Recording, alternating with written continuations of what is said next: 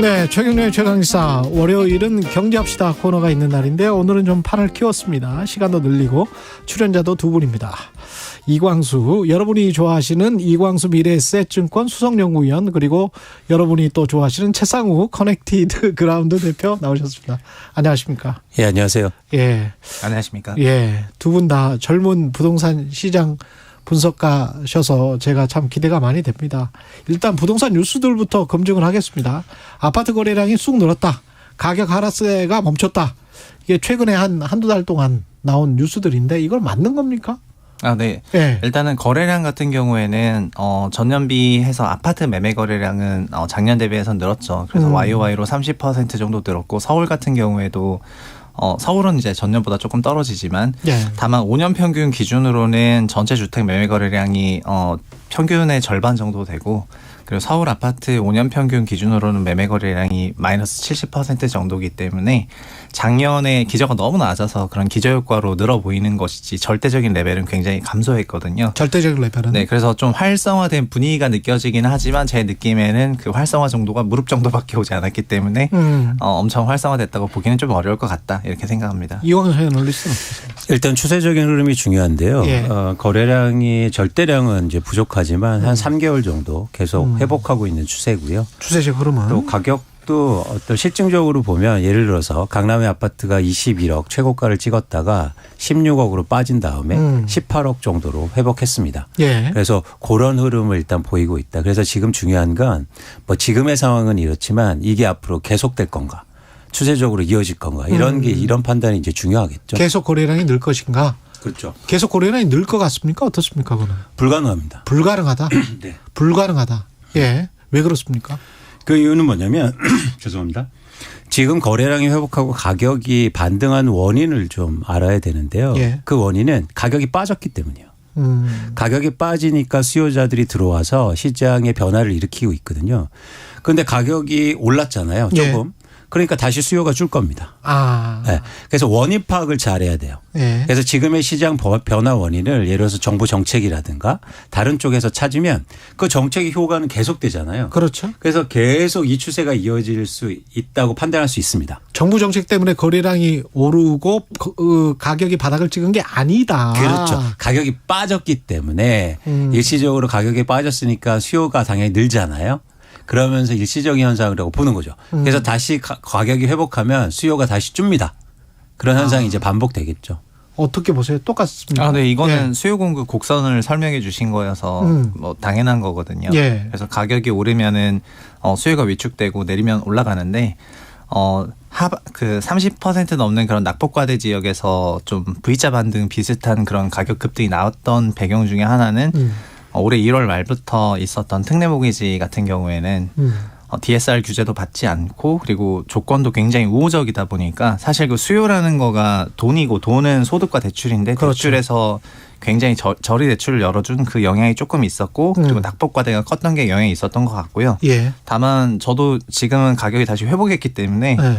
수급 곡선상 기본적으로 수요는 다시 위축될 환경으로 보고 있어서 이게 장기화되기 어렵게 보고 있고, 또 추가적으로 올 연말에는 뭐 PF 위기라든가 여러 가지 그런 우리 경제를 위협하는 그런 요인들도 있으니까 시장의 관망세가 좀 더 깊어지지 않겠나, 이렇게 생각하고 있습니다. 그렇군요.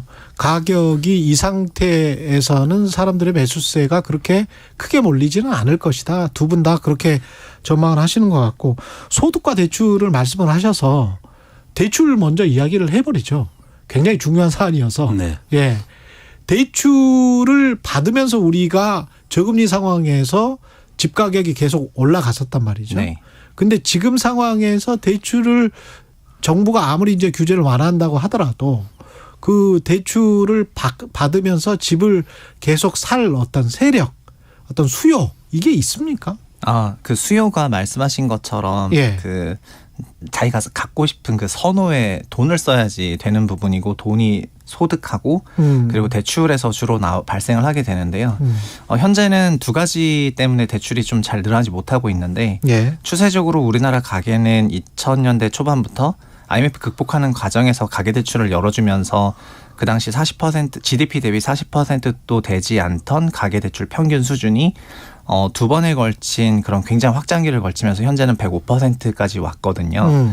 그러다 보니까 우리나라 주택시장은 대출을 먹으면서 성장을 해왔다 이렇게 요약을 할 수가 있을 것 같습니다. 예. 그리고 뭐 미국 같은 경우에는 2008년에 GDP 105%였는데 현재는 반대로 70%대로 내려갔기 때문에 예. 미국 같은 경우에는 소득을 먹으면서 성장했다고 생각하시면은 좋겠어요. 그러다 보니까 우리나라 GDP 대비 100%가 넘는 문제 때문에 21년부터 대출 규제에 들어섰고 대출 규제를 하는 방식이 대출 증가율 규제가 아니라 상환을 기준으로 하는 DSR 규제다 보니까 작년 같은 경우에는 대출 총액이 감소했는데도 불구하고 금리가 올라가니까 상환 부담이 올라가면서 그렇지. DSR 기준이 지금 전체 차주 기준으로 40.6%로 넘어버렸거든요. 그러다 보니까 지금은 기술적으로 대출을 받기 어려운 상황이고요. 그리고 최 기자님이 말씀하신 것처럼 그럼 뭐 DSR 풀어주면 되는 거잖아요. 예. 그럼 DSR 예를 들면 50% 풀었을 때 가게가 바로 빌리겠느냐. 네. 그 부분은 소위 대출 태도인데 대출에 대한 그런 태도는 또 비우호적인 것이 비호적이다. 왜냐하면은 지금 갚고 있어요, 사실은 사람들이. 네, 맞습니다. 예. 특례론도 절반 이상을 갚고 있는데 왜 비우호적이냐면은 가게는 자산을 취득하려면 그 자산 가격이 상승할 거라는 강한 근거가 필요한데 현재는 그 근거는 마뜩히 잘 보이지는 않는 국면이고 35% 이상 낙폭과대 부동산은 싸다는 게 근거였던 거예요. 그런데 지금 다시 거기서 어느 정도 회복하다 보니까 앞으로의 불확실성을 생각하는 그런 부분이 대출 태도 부분에서 좋게 나타나지 않고 있어서 아마 DSR을 단기적으로 풀어준다 하더라도 증가하기 조금 어렵다고 그렇게 보고 있습니다. 이광수 위원은 앞으로의 변수는 뭐라고 생각하세요? 가장 큰 변수는? 그러니까 지금 시장은 안 좋은 상황 속에서 예. 향후에 저희가 변화를 읽는 건 가격이 다시 상승하거나 아니면 거래량이 증가하는 걸 예측하는 거잖아요. 예. 그렇게 한국의 부동산 시장이 변화하려면 시장에 투자 수요가 들어와야 됩니다. 투자 수요가 들어와야 거래량이 추세적으로 회복하고 그러니까 가격이 상승할 수 있다는 거죠. 예. 근데 이 투자 수요는 뭐 최 대표님 말씀하신 것처럼 대출의 여건이라든가 그런 상황도 중요하지만 더 중요한 건 뭐냐면 가격 상승에 대한 기대감이에요. 예. 그래서 그렇죠. 가격 상승에 대한 기대감이 있을 때 투자 수요가 되고 들어올 수 있다는 거죠. 그런 관점에서 시간이 좀 필요하고요. 지금은 기대감이 없다. 예. 두 분은 그거는 공통점이네요. 그렇습니다. 예. 그런데 그 기대감을 만드는 것 중에 한국에서 가장 중요한 게 뭐냐면 전세 가격입니다. 전세 가격이다. 네, 그렇죠. 그러니까 대부분 투자 목적으로 집을 살 때는 자기 돈으로 사지 않잖아요. 자기 돈 플러스 그다음에 전세를 일종의 갭을 사용해서 쓰잖아요. 예. 그래서 예를 들어서 투자에 대한 기대감이 언제 생기느냐면 전세 가격이 상승할 때 기대감이 많이 생길 수 있어요. 왜냐하면 내가 들어가는 돈이 적기 때문에 그러네. 기대 수익률이 올라가는 거죠. 그렇죠. 예를 들어서 10% 똑같이 오른다고 기대해도 예. 내가 들어가는 어떤 투하 자본이 예. 적게 되면 수익률이 올라가잖아요. 그렇죠. 그것처럼 사실은 전세 가격이 상승하면 기대 수익률이 증가하게 되고 예. 그렇게 되면 투자 수요가 시장에 들어오게 됩니다. 이 10억짜리를 산다면 전세가 6억이면 6억일 때는 4억을 빌리거나 자기 돈을 투하해야 되는데 7억이나 8억이 되면 2억이나 3억만 투자하면 되니까. 그렇죠. 예. 그래서 과거에도 보면 한국에서 투자 수요가 가장 언제 많이 들어오냐면 전세 가격이 상승할 때 들어와요. 근데 흥미로운 현상은 뭐냐면 저희가 더 중요한 건 전세 매매 비율입니다. 그러니까 무슨 얘기냐면 전세 매매 비율이 결국에는 상승할 때 투자 수요가 들어오는데 예. 전세 매매 비율이 상승하는 조건은 두 가지예요. 말씀하신 것처럼 전세 가격이 상승할 때나 혹은 매매 가격이 떨어질 때도 들어옵니다. 그렇지. 그래서 지금의 굉장히 많은 전문가들이 집을 언제 살 때냐고 물어보면 전세 가격이 오를 때라고 얘기하지만 사실은 전세 가격이 정체돼 있는데도 예. 매매 가격이 떨어지면 투자 수요가 들어옵니다. 그래서 지금 사실 그런 시점이 먼저 오게 될 거예요. 네. 그래서 그런 시점을 저희가 이제 관심 있게 보는 거고 말씀드린 것처럼 한국은 전세 제도가 없어질 수 없기 때문에 계속 이런 투자 수요가 살아 있습니다. 그래서 이런 투자 수요가 시장에 언제 유입되고 시장에 어떤 변화를 일으키는지를 관심 있게 여러분들이 보셔야 돼요. 그러니까 투자 수요 입장에서 봤을 때는 매매 가격이 떨어져서 전세가와 조금씩 더 붙어 있는 그 상황이 훨씬 더 선호가 된다. 예. 아니 좀 제가 부연을 하면은 엄청 공감이 되는 얘기인데 예. 약간 오해로 들릴 수가 있어가지고 예. 좀 설명드리면은 우리가 집을 한 달 빌리는 데 들어가는 거를 월 월세라고 하잖아요. 그렇죠, 그렇죠. 1년 빌리면 연세고요. 예. 우리의 전세는 20년 빌리는 비용이거든요. 그래서 아, 전세는 그래요? 근거 없는 숫자가 아니고 예. 그 주택을 명목 기준 20년을 빌리는데 240개월 이상의 그 월세가 합쳐진 이상을 저희가 전세라고 불러요. 언제부터 240개월이 됐어요, 그게? 20년이에요. 아, 그래요? 예. 그거 아니, 그거 나는 그거 진짜 처음 처음 들으셨어요? 알았어. 예. 네. 만약에 그래서 언제부터 월세가 그렇게 된 거야? 100만 원이면은 예. 연세 1,200만 원이고 예. 그런 주택은 보통 전세가 2억 4천 정도 되고요. 예. 그리고 월세 200만 원 정도 되는 집은 전세가 보통 4억 8천 정도 되거든요. 이게 국룰이라고? 그래서 월세와 전세가 전환되는 전월세 전환율도 있지 않습니까? 예. 그 전월세 전환율이라는 것이 사실 역산하면 정확히 20년 아니고 5%일 때 20년인데 아니, 제가 그 말씀 드리는 거예요. 네. 좀 바뀌잖아. 시장 상황에 따라서 사실. 왜 전월세 그러십니까? 전환율도 그렇고 왜 우리가 전월세 프로끼리 왜 이렇게 전환율은 이야기를 합니까? 전월세 전환율은 당연히 달라지는데 드리고 싶은 얘기는 예. 전월세 전환율은 기준금리 플러스 위험 예. 프리미엄이고 예. 결국 기준금리 따라가긴 하는데요. 예. 금리가 올라가면 올라가고 내려가면 내려가요.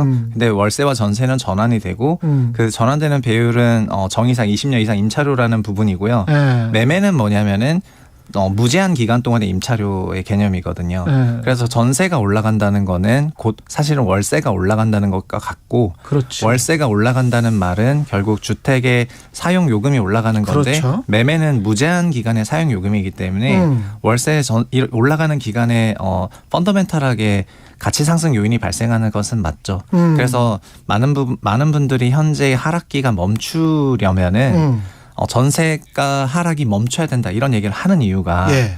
전세가가 하락한다는 거는 집을 빌리는 비용이 싸진다는 말이니까 예. 결국 그 자산이 발생하는 현금 흐름도 총합이 내려간다는 말이 되어서 예. 이게 일단 바닥 찍는 걸 좀 봐야 될 것 같고 매매가가 말씀하신 것처럼 먼저 더 빠져버리면은 그러면은 임차료 대비해서 매매가가 낮아지니까 투자 수요가 유입될 만한 환경인 거는 맞는데요. 그럼에도 불구하고 일단 전세가가 더 빠져버리면 다시 또 매매가가 그렇지. 비싸지게 되니까 예.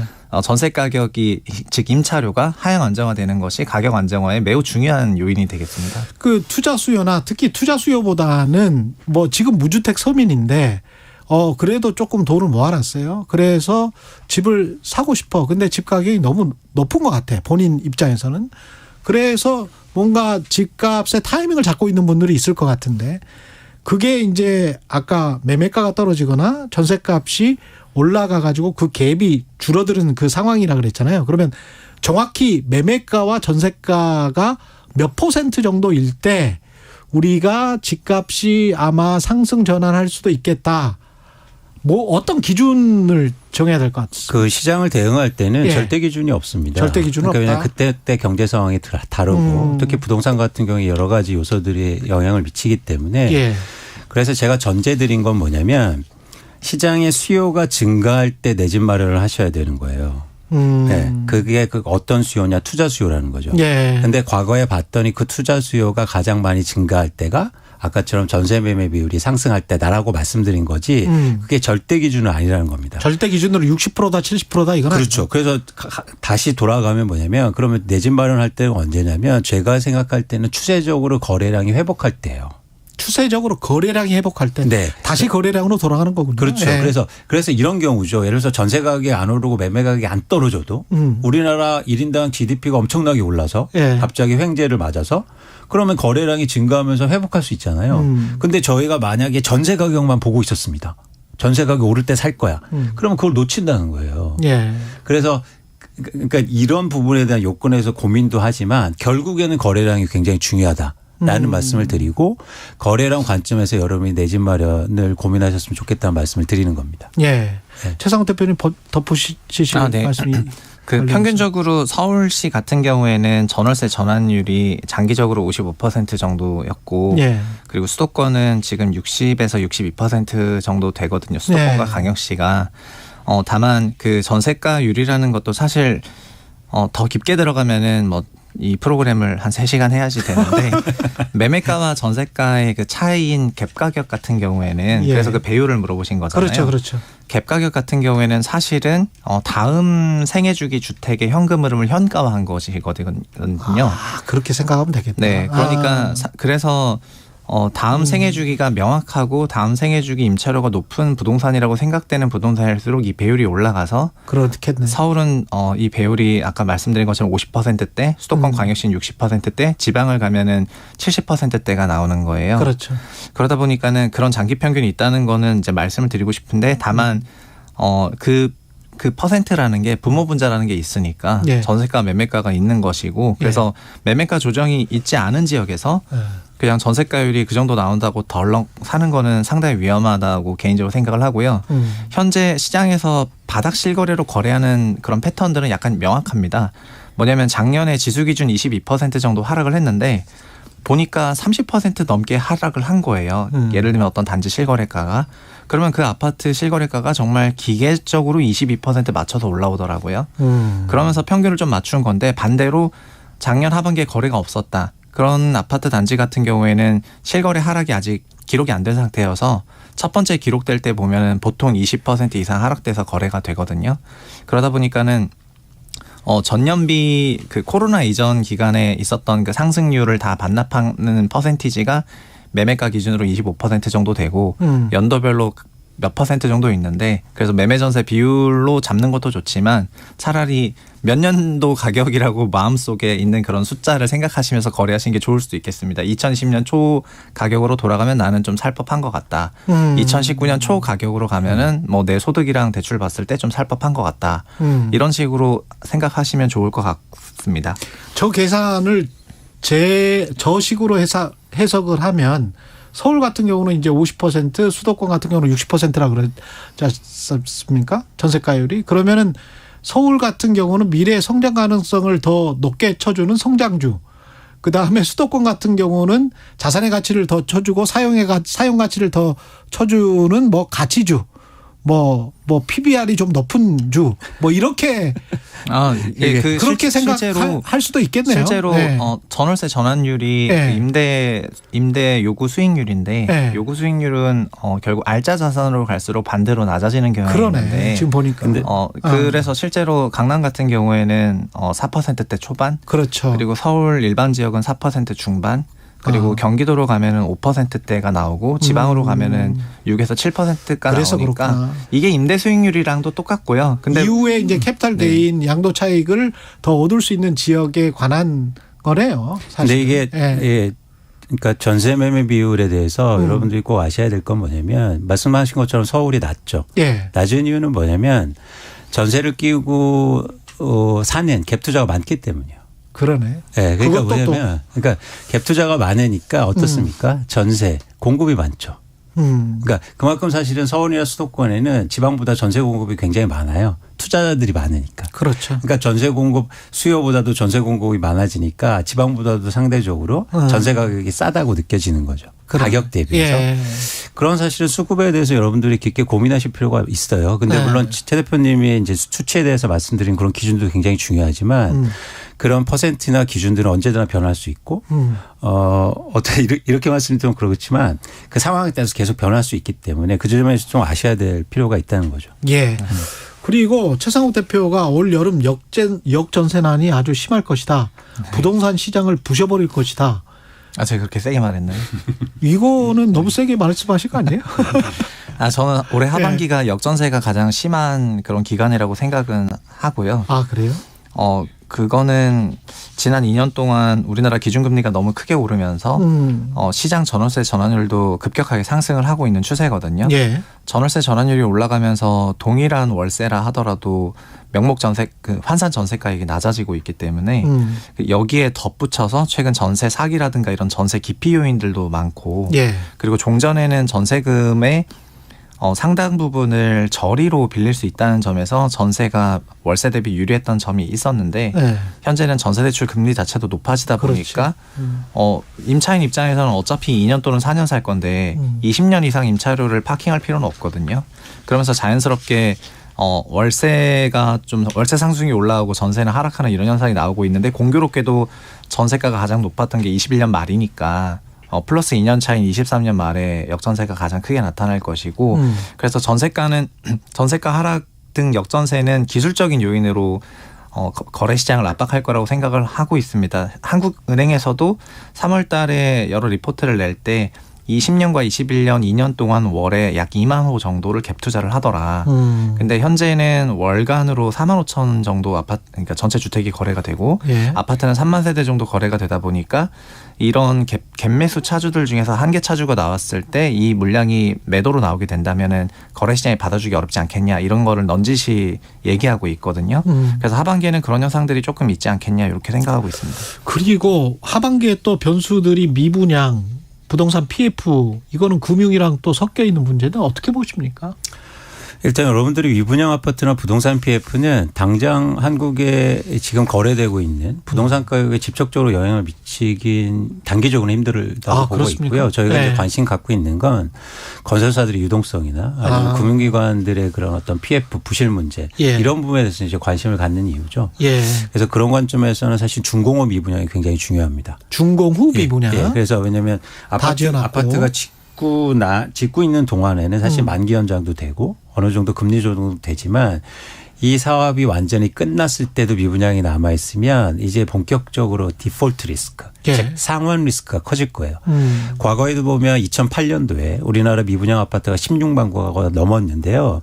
그때 건설사들은 주택 사업의 이익률이 역대 최고를 기록했습니다. 아, 그래요? 네, 미분양은 사실은 그렇게 건설사들이 그 당시에는 직접적으로 영향을 못 미쳐요. 근데 그래서 건설사가 언제 망했냐면 예. 언제 망했을 것 같으세요? 언제 망했습니까? 2년 후에요. 2년 후에. 아파트가 다 지어지고 2년 동안 저희가 대부분 건설 기간이거든요. 그래서 2010년도부터 건설사들이 워크아웃과 그리고 법정 관리가 늘어가게 되는데요. 그건 뭐냐면 미분양 아파트가 준공으로 계속 남아 있었기 때문이에요. 예. 그래서 저희가 지금 미분양 아파트가 전국 기준으로 한 7만 5천 호 정도 되는데 예. 최근에 이제 중공업 미분양이 한 뭐 8,900호 정도로 계속 증가하고 있는데 사실 요게 더 리스크가 큰 거죠. 그래서 중공업 미분양이 더 증가하고 이러면 뭐 건설사들뿐만 아니라 아니면 금융사들도 좀 더 어려워질 수 있다 이렇게 판단하고 있습니다. 버틸 것이다. 건설사들이. 네. 예. 그게 왜냐면은 PF가 그 분양 단계에 들어간 본 PF가 있고 그리고 분양 전인 토지를 매입하는 단계인 브릿지론 PF가 있는데 브릿지론 PF는 시행사와 주로 비은행 금융기관들이 돈을 빌리면서 토지를 매입하고 분양까지 올리는 건데요. 미분양은 본 PF 단계의 리스크이다 보니까 건설사 위기는 그 미분양이 준공되고 나서부터 발생을 하는 거라서 지금은 아니고 2년 후부터 위기가 올라올 거고요. 다만 브릿지론 PF는 결국 분양 본 PF까지 가야 그 토지를 매입하면서 비은행 금융기관한테 빌린 돈들을 은행한테 빌려서 상환을 하고 건설사한테 넘기면서 이렇게 분양을 진행을 하게 되는데 미분양이 많다 보니까 요즘에 건설사들이 브릿지론 PF를 안 받아줘요. 예. 그래서 시행사들이 안 받아주면은 결국 자기 자본이 그 다 소진이 되고 난 다음부터는 사실상 도산하는 경우가 되고 그렇게 되네. 그리고 예. 요즘에는 막 시행 프로젝트들 원가 계산할 때 토지비를 거의 빵원으로 놓고 계산하거든요. 그 얘기는 브릿지론 PF로 자금을 넣었던 금융기관들의 그 대출금 역시 어마어마한 그런 상각을 해야 된다는 가능성이 있는 건데 이 시장이 30조가 넘다 보니까 그렇죠. 그래서 여기서 그 원희룡 국토부 장관은 그래서 최근 발언 스탠스가 좀 편안하십니다. 단기 하락세는 멈췄고 미분양은 큰 문제가 없고 중공 미분양이 문제고 이제 이광수 애널리스트님 얘기하신 것처럼 그렇죠. 그리고 지금은 큰 뭐 어느 지금 정도 당장은 안정세에 뭐 별거 들어간 것 없다. 같다. 예, 왜냐하면 건설 리스크는 2년 후에 오니까 그런 그렇죠. 거고요. 반대로 4월 7일 같은 날 윤창현 국민의힘 의원이 어떤 발언을 했냐면은 좀 시급하게 그런 금융 대책을 내지 않으면은 좀 위험한 것 같다. 그건 왜냐하면 비은행 금융기관들이 그 브릿지론 PF에 넣은 것들이 올해 위기가 될 것 같다고 다들 생각하고 있기 때문이거든요. 비은행 쪽에서. 네네. 예. 그래서 이 금융 위기가 조금 비은행 금융기관 위기 먼저 있고 그다음에 건설사가 있고 그다음에 밑에 은행이 있는 건데 건설사 위기 건설로 보면은 별로 위기가 아직 아닌 것처럼 보이지만 비은행 금융기관 상당 위기 상황이죠. 근데 제가 직감적으로 봤을 때는 위기라고 언론에서 계속 떠들면은 위기가 잘 안 오더라고. 어떻게 보세요? 이 부동산 PF 같은 경우는? 근데 전 부동산 예. PF를 회색 코뿔소라고 생각해요. 그러니까 다 보고 있는데 예. 어쩔 수 없이 오면 당할 수밖에 없는 상황. 아, 그래요? 그래서 뭐 이게 본다고 그래서 알고 있는다고 해서 이야기하고 있어서 위험하지 않다는 얘기는 아니고요. 예. 향후로 이제 이게 기간이 경과할수록 리스크는 커질 수 있다고 보고 있습니다. 근데 또 한 가지 꼭 말씀드리고 싶은 건 저희가 미분양 아파트나 부동산 PF를 다룰 때 예. 이게 부동산 시장에 영향을 줄 수 있기 때문이에요. 장기적으로. 그렇죠. 무슨 얘기냐면 지금 이렇게 건설사들의 시행사들이 지금 단기적으로 어렵고 그러면 뭐 경영상의 어려움을 겪으면 분양을 줄이고 있습니다. 그렇죠. 신규 아파트 분양을. 예. 그렇게 되면 예를 들어서 3, 4년 후나 5년 후에 입주 물량이 줄게 될 거예요. 또 그러면 이게 임대차 시장에 또 영향을 미칠 거예요. 그러니까 입주 물량이 줄어들면 자연스럽게 전세 가격이 상승하게 돼 있습니다. 예. 그러면 전세 가격이 상승하면 또 시장에 갭 투자가 들어오잖아요. 그러니까 이렇게 무한의 반복이 또 일어날 수 있다. 그래서 이렇게 시장이 안 좋을 때 사실은 정부가 적극적으로 나서서 예를 들어서 부동산 PF의 부실을 막아주고 어떤 뭐 시스템 리스크를 차단하는 것도 중요하지만 예. 사실 장기적으로 부동산 시장의 안정을 위해서 적절한 공공주택의 확보라든가 팍팍 지어라. 예. 팍팍하지만 공공주택의 확보를 좀 노력하셨으면 좋겠다는 말씀을 꼭 드리고 싶습니다. 예. 예. 비슷하십니까? 마지막으로 한 10초 남았네요. 10초, 10초. 지금 예. 현재는 미분양 공사비가 올라간 이런 요인들 때문에 그래서 둔촌주공이 또 공사비가 올라가는 걸 조합과 소송까지 하면서 그랬죠. 실제로 올렸고 그래서 전방위적으로 전국적으로 공사비 인상 압력이 여러 사업 주체들한테 동시다발적으로 이루어지고 있긴 하거든요. 예. 그래서 이런 부분들도 분양 주택 공급을 좀 억제하는 그런 요인들이 되고 그러네요. 있기는 하고요. 예. 이게 시행이나 PF 리스크들이 좀 커질 만한 그런 요인이라고 볼 수 있을 것 같아서 좀 우려스러운 부분입니다. 여기까지 듣겠습니다. 이광수 미래에셋증권 수석연구위원, 최상욱 커넥티드 그라운드 대표였습니다. 고맙습니다. 고맙습니다. 최경룡의 최강시사였습니다. 내일 뵙겠습니다.